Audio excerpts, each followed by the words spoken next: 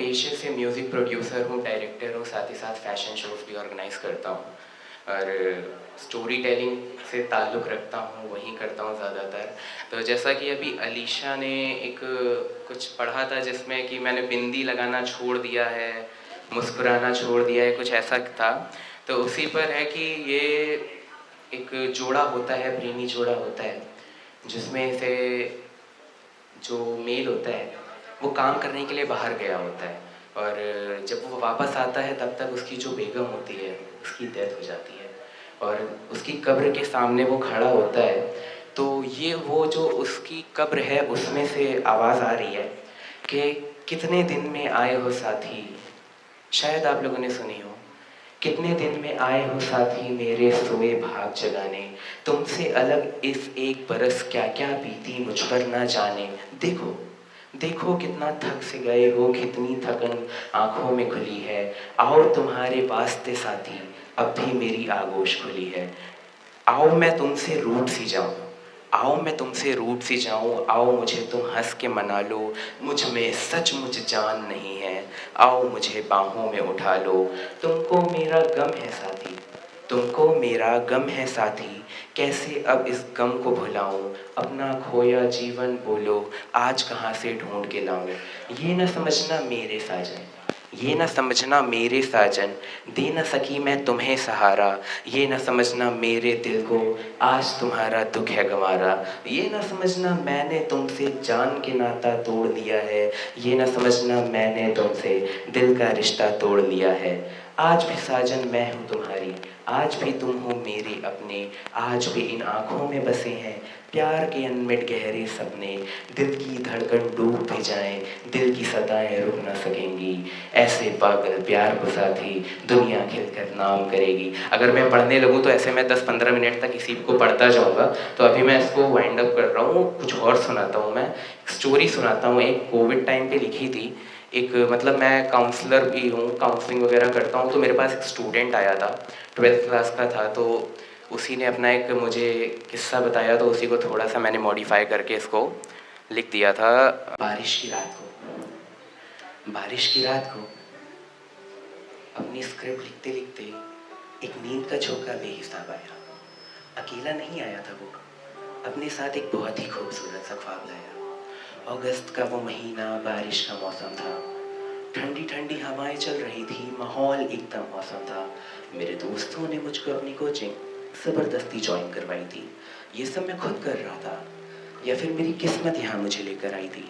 मैं क्लास में अकेला टेक्स्ट बुक के ब्लैंक पेज को ऐसे तड़ रहा था जैसे कोई दिल टूटा बिहारी आशिक यूपीएससी के लिए पढ़ रहा था। समय की सुई घड़ी के साथ आगे बढ़ जाती है और वो चुपचाप से आकर मेरे कोरेस्पॉन्डिंग डेस्क पर बैठ जाती है।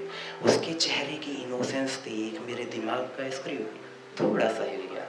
वैसे तो दिल बहुत सख्त था, लेकिन यहाँ पिघल गया। बहुत ज़्यादा नर्वसनेस के साथ किसी तरह थोड़ी सी बात हुई। एक्स्ट्रा पेन है बोलकर एक जेन्युइन बहाने से बात की शुरुआत हुई।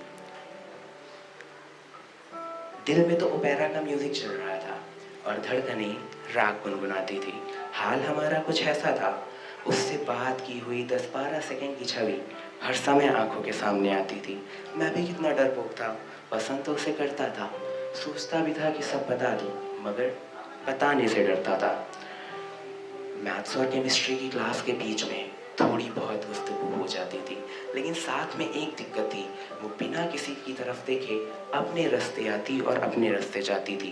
रोज़ की तरह देखकर, रोज़ की तरह फिर से मैं सबसे पहले जाकर अपनी डेस्क पर बैठा हुआ था। फिर अचानक से एक आहट आई, रोज़ की तरह वही थी, लेकिन आज मुझे देखकर उसके चेहरे पर मुस्कुराहट आई। हमेशा की तरह आज भी उसको देखकर मेरा मन डोला था, लेकिन आज गुलाटी भी खा गया, क्योंकि आज मैंने नहीं, उसने सामने से मुझसे बोला था। बातों ही बातों में उसके इंस्टा आईडी मिल जाती है, लेकिन कमाल की बात तो ये है वो उस आईडी पर आज तक ऑनलाइन नहीं आती है। सर जब नोट्स बनवाते थे तो मैं जानबूझकर 2-4 वर्ड्स छोड़ दिया करता था, और फिर जब सर चुप हो जाते थे तो मैं उससे पूछा करता था। मुझे तो बस बहाना चाहिए था उससे बात करने का। फिर धीरे धीरे सेशन एंड और हमारे एग्ज़ाम्स पास आ जाते हैं, और एक तरफा मोहब्बत के सफ़र पर चलते चलते पता नहीं कब 7 महीने बीत जाते हैं। सेकेंड वेव कोविड की सेकेंड वेव आ गई थी। सेकेंड वेव का इतना बड़ा एहसान, किस्मत अचानक से रूठ गई। सीएम साहब ने लॉकडाउन लगाया, बची हुई कोचिंग छूट गई। उससे दिल की बात नहीं कह पाया, मैं इस गिल्ड में जी नहीं पाऊंगा। कोचिंग छूटी तो क्या हुआ, उसे उसके घर जाकर सारी बातें बताऊंगा। 3 दिन बाद मैं मेरी एक फीमेल फ्रेंड को लेकर उसके घर गया, लेकिन लैंडलॉर्ड की बातें सुनकर मेरी आंसुओं की धार निकल गई। उन्होंने बताया, बेटा कल आते तो शायद तुम्हें वो मिल जाती। कल शाम पूरी फैमिली दिल्ली निकल गई। रेंट भी पूरा दे दिया है, सामान भी बहुत जल्दी ले जाएंगे। 1 साल भी होने को है, लगता नहीं है वो वापस आएंगे। अक्सर वो चीज़ें हमें नहीं मिलती जिनकी हमें दिल से ज़रूरत होती है। कई बार कहानी अधूरी होकर भी बेहद खूबसूरत होती है। आपका प्यार मिला तो इस ख्वाब को भी दोबारा जी लेंगे। आगे की कहानी पूरा करने के लिए इस ख्वाब को दोबारा जी लेंगे। Thank you so much.